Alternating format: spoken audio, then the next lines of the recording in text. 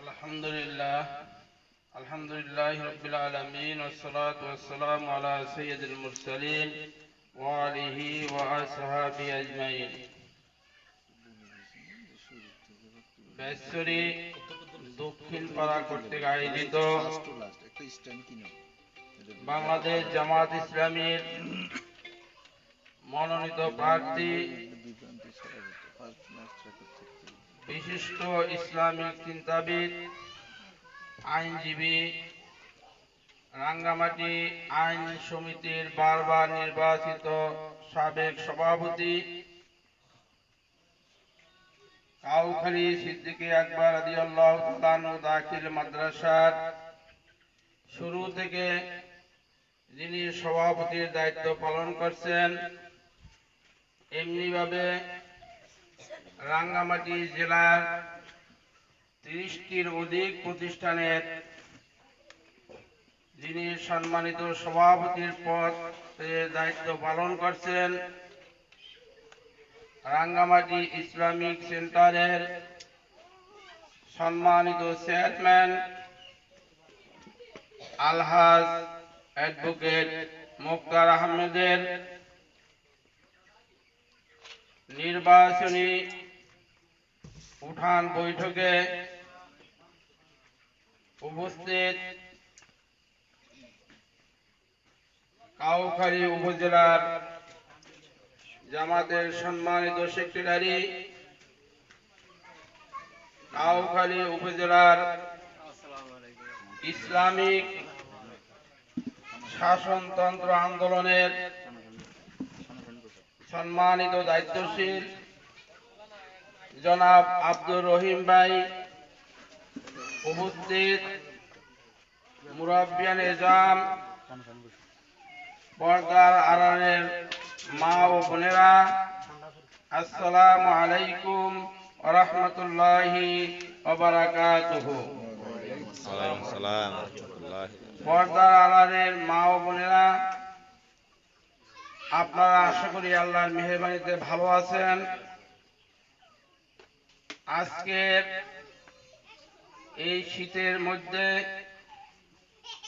আপনারা আজকের এই উঠান বৈঠকে উপস্থিত হয়েছেন, এর জন্য আপনাদেরকে অন্তরের স্থল থেকে আন্তরিক মোবারকবাদ জানাচ্ছি। সম্মানিত মা ও বোনেরা, বাংলাদেশ 54 বছর স্বাধীন হয়েছে। এই 54 বছর স্বাধীনতার পরে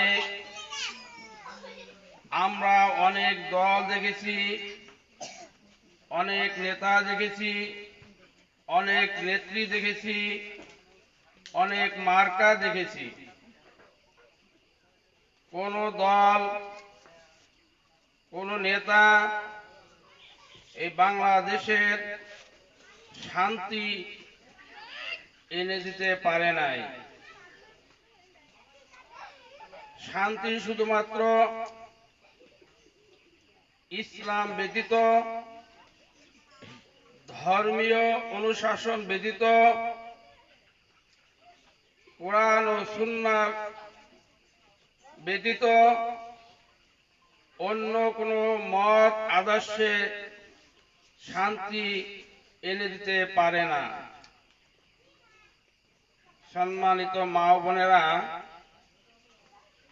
বর্তমানে বাংলাদেশের ইসলামপন্থী যেই দলগুলো আসছে, সকল দল একমত হয়েছে তারা বাংলাদেশের ইসলামিক রাষ্ট্র কায়েমের জন্য, বাংলাদেশে ইসলামী হুকুমত কায়েমের জন্য সকল মতভেদ ভুলে সকল আলেম ওলামা, পীর মাশায়েখ সকলেই ঐক্যমতে পৌঁছেছে। তাই জামায়াত ইসলামী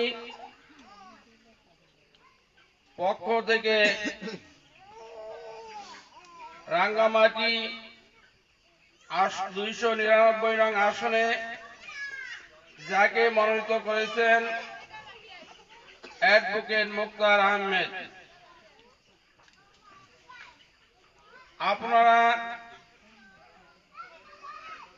সকলেই ওনাকে চিনেন, ওনার সম্পর্কে জানেন। আমাদের মাদ্রাসায় বিভিন্ন প্রোগ্রামে উনি আলোচনা পেশ করেন, ওনার মাইকে আলোচনা শুনছেন।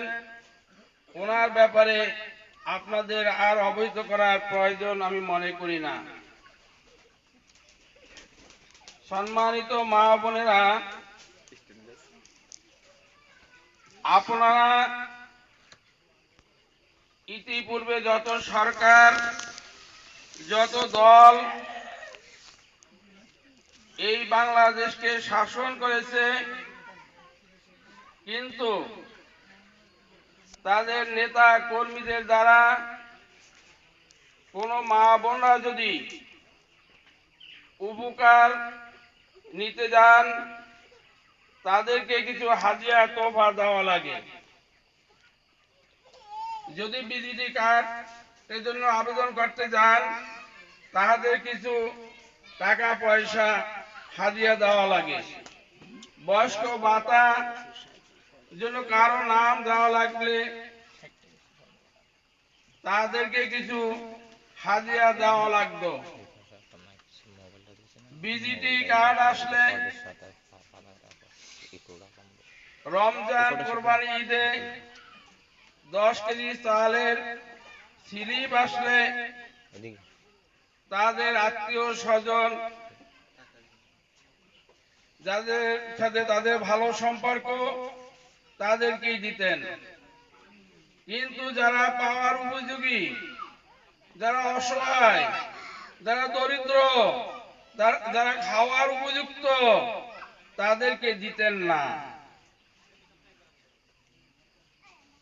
সম্মানিত মা বোনেরা, এখন সেই বিষয়ের জবাব দেওয়ার আপনাদের এখন সুযোগ আসছে। আপনার ব্যালটের মাধ্যমে আগামী সংসদ নির্বাচনে এই সমস্ত চাঁদাবাজদের বিরুদ্ধে, এই সমস্ত দুর্নীতির বিরুদ্ধে, জুলুমবাজের বিরুদ্ধে যদি সৎ ও যোগ্য নেতার দাঁড়িপাল্লা মার্কায় ভোট দিয়ে তাকে জয়যুক্ত করেন, আমি আপনাদের কাছে ওয়াদা করতেছি, কোন মা বোনের বিধবা ভাতার জন্য, বিজিটি কার্ডের জন্য,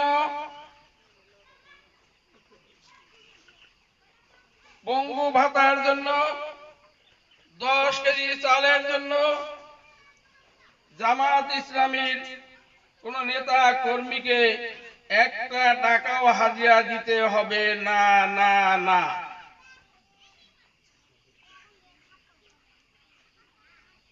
আপনারা যদি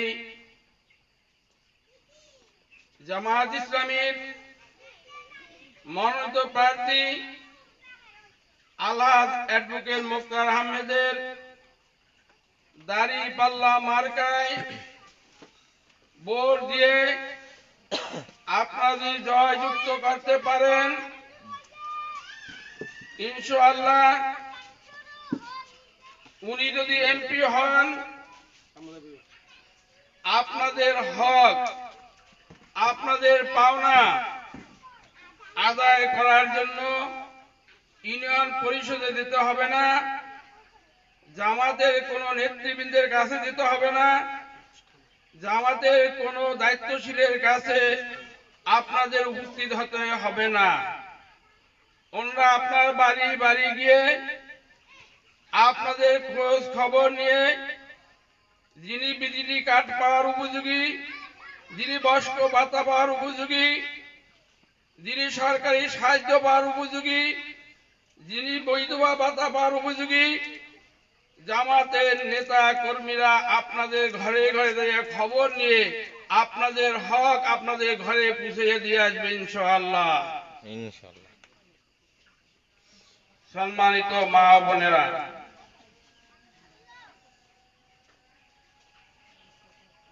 বাংলাদেশের অর্ধেক পুরুষ অর্ধেক নারী। একজন পুরুষের ভোটের মূল্য যতটুকু, একজন মা বোনের ভোটের মূল্য সমান, এখানে কোনো পার্থক্য নাই। খাদিজাতুল কুবরা রাদিয়াল্লাহু তাআলা আনহু আমাদের বিশ্বনবী আরবি মুহাম্মদুর রাসূলুল্লাহ সাল্লাল্লাহু আলাইহি সাল্লাম যখন নবুয়ত লাভ করেন, তখন সর্বপ্রথম এই দ্বীন প্রচারের জন্য, ইসলাম প্রচারের জন্য এই মায়েরা, এই মা জাতিরা খাদিজাতুল কুবরা রাদিয়াল্লাহু তাআলা আনহু আল্লাহর নবীকে সাহায্য করেছিলেন। যেই খাদিজাতুল কুবরা রাদিয়াল্লাহু তাআলা আনহু তখন নামাজ ফরজ হয় নাই, হজ ফরজ হয় নাই, পর্দার বিধান ফরজ হয় নাই, কোনো কিছু ইসলামের শরীয়তের বিধান ফরজ হয় নাই। তখন তাই আল্লাহর নবীকে সাহায্য করার কারণে সেই খাদিজাতুল কুবরাকে আল্লাহ রাব্বুল আলামিন জান্নাতের ঘোষণা দিয়েছেন। আপনারা যদি মা বোনেরা দ্বীনের জন্য সৎ ও যোগ্য ইনসাফের প্রতি আপনারা যদি রায় দেন, আপনাদের মূল্যবান ভোট দেন, আল্লাহ রাব্বুল আলামিন ওই খাদিজাতুল কুবরার মতো আপনাদেরকেও পুরস্কৃত করবেন ইনশাআল্লাহ। সম্মানিত মা বোনেরা, আমাদের চেয়ে আপনারা অনেক ভুক্তভোগী, আপনারা অনেক জানেন যে বিগত দিনে আমাদের উপরে যে জুলুম, যে নির্যাতন করা হয়েছে, কিন্তু আমরা নেতারা দেশ থেকে পালায় নাই। বিগত জোর সরকারের আমলে আমাদের দুইজন মন্ত্রী ছিল, একজন হইল শহীদ মতিউর রহমান নিজামী, আর একজন হইল শহীদ আলী হাসান মুজাহিদ। ওনারা দুইটা মন্ত্রণালয়ে দায়িত্ব পালন করেছে। 111 সময় সকল মন্ত্রীদের দুর্নীতি পেয়েছে, কিন্তু আমাদের এই দুই মন্ত্রীর একটা টাকা দুর্নীতি পায় নাই। আওয়ামী লীগের 15-16 বছর এই দুইজন মন্ত্রীর কোন দুর্নীতি পায় নাই। আপনারা যদি অ্যাডভোকেট মুক্তার আহমেদকে যদি দাঁড়িপাল্লা মার্কায় ভোট দিয়ে জয়যুক্ত করতে পারেন, উনি ওয়াদা করছেন উনি সরকারি একটা টাকা নিজের জন্য গ্রহণ করবে না, উনি সরকারি একটা টাকা দুর্নীতি করবে না, সরকারের যেই সম্পদ যতটুকু পাবে সম্পূর্ণ জনগণের জন্য উনি উৎসর্গ করে দেবে ইনশাআল্লাহ। সম্মানিত মা ও বোনেরা, আমি এখানে পার্বত্য চট্টগ্রামের কাউখালী এবং রাঙ্গুনিয়ার কিছু অংশ, এখানে অনেক ভোটাররা রাঙ্গামাটি কাউখালীর ভোটার, অনেকে রাঙ্গুনিয়ার ভোটার, যে এলাকার ভোটার হন, কিন্তু আপনারা সকলেই দাঁড়িপাল্লা মার্কায় যিনি আপনাদের কাছে আসবেন উনি একজন সৎ ও যোগ্য খোদা বিরু লোক হবেন, তাকে আপনারা ওই দাঁড়িপাল্লা মার্কায় ভোট দিবেন। সম্মানিত মা বোনেরা, আমি আপনাদের কাছে এই উদাত্ত আহ্বান রাখব, ভোট একটা পবিত্র জিনিস। কিয়ামতের ময়দানে আমাদের সকল বিষয়ের হিসাব দিতে হবে, আমাদের মরতে হবে। কুল্লুন নাফসিন যায়গাতুল মাউত, সকল প্রাণী মরতে হবে। মৃত্যুর পরে কিয়ামতের ময়দানে আমাদের সকল কিছুর হিসাব দিতে হবে। আপনি যদি একটা ভোট অসৎ মানুষকে দেন, তিনি যদি দুর্নীতি করে, তিনি যদি চাঁদাবাজি করে, আপনার জনগণের হক যদি নষ্ট করে, জনগণের সম্পদ যদি লুট করে, উনি যতটুকু অপরাধী হবে, যতটুকু গুনার বাগী হবে, আপনার ভোটের কারণে উনি যে এই সুযোগটা পাইল, এর জন্য আপনিও তেমনি ভাবে গুনার বাগী হবেন। কিয়ামতের ময়দানে আপনার আমলনামায় দেখবেন এত মানুষের হক নষ্টের গুনাহ, আমার আমলনামা কোথা থেকে আসলো? তখন আপনারা আরজ করবেন, রব্বুল আলামিন, আমি তো কোনো মানুষের হক নষ্ট করি নাই, কোনো মানুষের টাকা পয়সা মেরে খাই নাই, আমার নামে মানুষের হক নষ্টের এত গুনাহ কেন? তখন এই কিরামান কাতিবিন, আমাদের দুই কাঁধে দুইজন ফেরেশতা আছে, কিরামান কাতিবিন ইয়ালামুনা মা লা তাফালুন, আমাদের দৈনন্দিন কাজের হিসাব তারা রাখে। কারণ ওই ফেরেশতাকে ডাকবে, হে ফেরেশতারা, আমার এই বান্দা বলতেছে সে জীবনে কখনো মানুষের হক নষ্ট করে নাই, মানুষের সম্পদ ভোগ করে নাই, এর আমলনামা এত কেন মানুষের হক নষ্টের গুনাহ? তখন কিরামান কাতিবিনরা উত্তর দিবেন, রব্বুল আলামিন, তোমার এই বান্দা, এই বান্দি একজন অসৎ লোককে তার পবিত্র ভোটটা দেওয়ার কারণে উনি সংসদ নির্বাচনে এমপি হয়ে কোটি কোটি টাকা জনগণের হক নষ্ট করেছে, কোটি কোটি টাকা আত্মসাৎ করেছে। এই জন্য এমপি সাহেবের নামে যে গুনাহ হয়েছে, অনুরূপ ভাবে ওনার ভোটের কারণে ওনার আমলনামায়ও তেমনি ভাবে গুনাহ লেখা হয়েছে। সম্মানিত মা বোনেরা, আপনাদের প্রতি আমার বিনীত অনুরোধ, আপনারা আগামী নির্বাচনে ভয় ভীতি উপেক্ষা করে সকলে ভোট কেন্দ্রে যাবেন এবং আপনাদের পবিত্র ভোটটা ইনসাফের প্রতীক, ন্যায়ের প্রতীক, ইসলামের প্রতীক দাঁড়িপাল্লা মার্কায় প্রদান করবেন। এই উদাত্ত আহ্বানটু রেখে আপনারা অতি কষ্ট করে আজকে এখানে আসছেন, আপনাদেরকে আন্তরিক মোবারকবাদ জানিয়ে, আন্তরিক ধন্যবাদ জানিয়ে আবার আপনাদের সাথে কথা হবে এই আশাবাদ ব্যক্ত করেই আজকের আমার বক্তব্য এখানে শেষ করছি।